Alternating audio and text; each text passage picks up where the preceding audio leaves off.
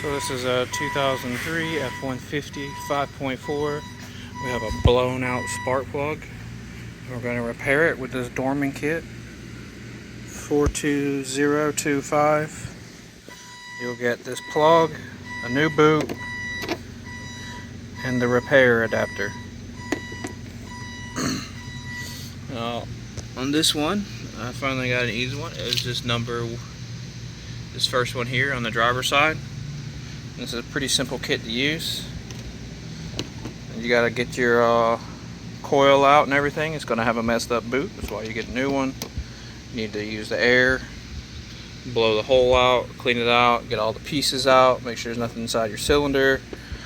And then depending on your coil might break here, which this one did, but I repaired it, so she's super solid now, not gonna break off or nothing. But you can just opt to replace it. I just repaired it.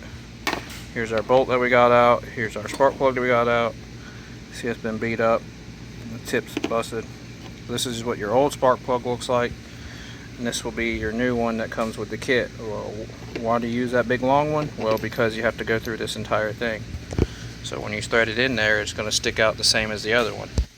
So as you can see, this piece is going to be down in there, and it's going to stick out just like the other one would, if your threads weren't messed up. So we're going to go ahead and use this kit, and I'll show you how easy it is. So obviously, first thing is to clean the hole out and get all the pieces out and get everything out. Then you need to take a high temp silicone RTV and put on these threads here before you install it. So we're going to be using this high temp 3-bond here, and I'm going to put some on the threads before I put it down in the hole. Alright, so as you can see, I got the silicone on the threads coated all the way around. And now we're going to go ahead and install this. I'm just going to go and drop it down in the hole.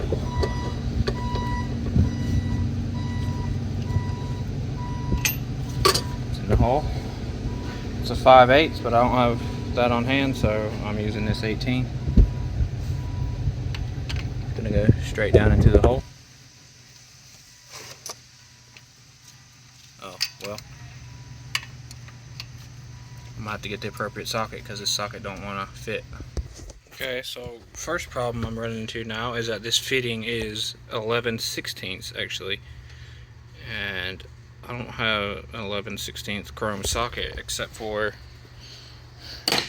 in this pass-through set, which doesn't seem very thick. Yeah, so this is my only 11/16 socket that I have, and it's not thick. I mean, it's still chrome, but this actually doesn't fit in the hole, so I don't know what the deal with that is. So I'm using a 6.17, which is pretty tight, so you can see the socket doesn't want to come off once I put it down on top of it, and I have to wiggle it. So I'm just going to have to use this to put it in and hope that I can wiggle the socket out afterwards. So now I'm going to grab my ratchet. We're going to start turning this thing in. Give it a look. Make sure that you're going in straight. It's going to be pretty self-centering. This pretty much should be as easy as it is. So it's going to feel kind of like putting in a spark plug. And then you get down to the bottom where the bevel point is, and it's hard. Like that. That's as easy as that piece goes in.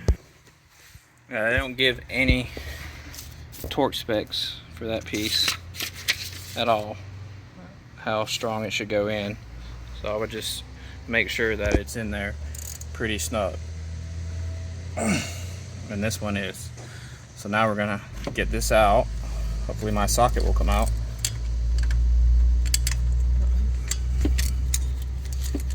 So to work it out. So it came out, just have to wiggle it a little bit. Now it's out, and now you should have this fully installed and seated and tight down in the hole. You see it right there.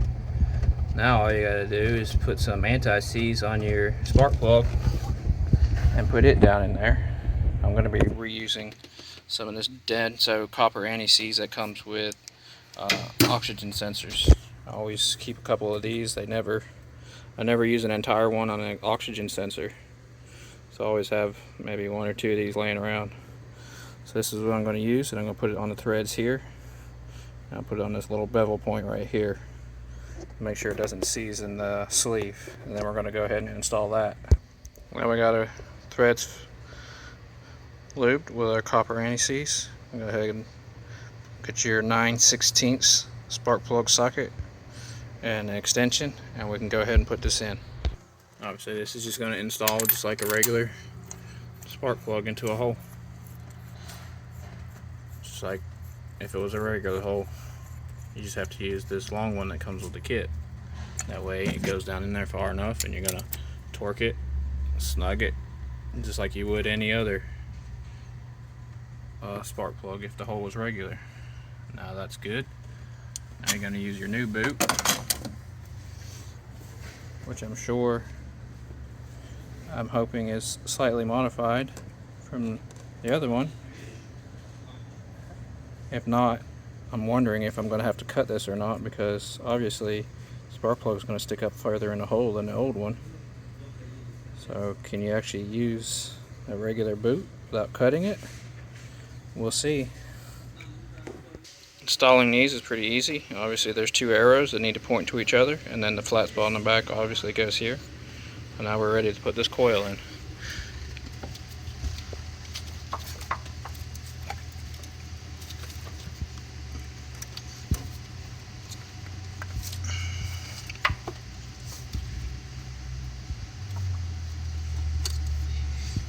Yeah, so it's against the manifold piece right there. If I can get a flashlight in here so I can see better. But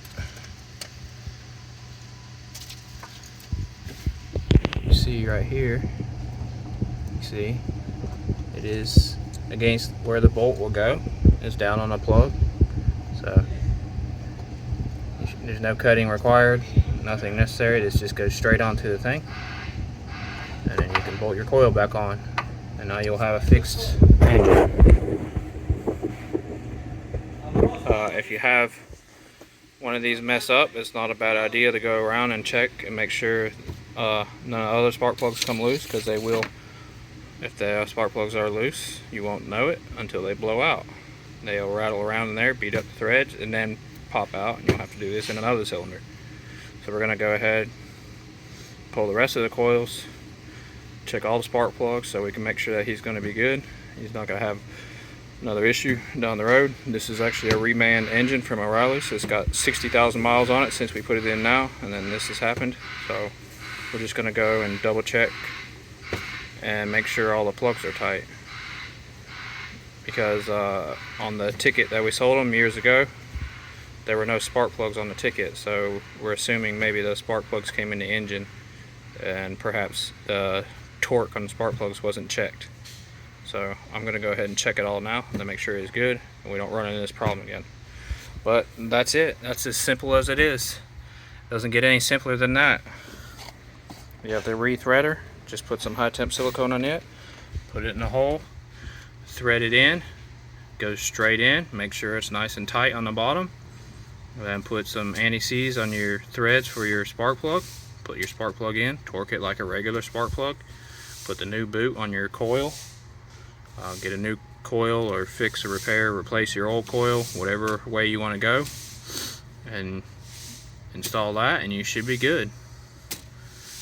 Pretty simple repair. Sounds terrible when these things blow out, but the repair is actually not that bad. And so pick up one of these kits, Dorman 42025, and you should have a easy day fixing it, depending on where it's at. Obviously, one of these back ones could be a pain in the butt, but the repair is simple and easy enough to do. Shouldn't have any issues. Hope this helps. Like, comment, and subscribe, guys and ladies. Thank you.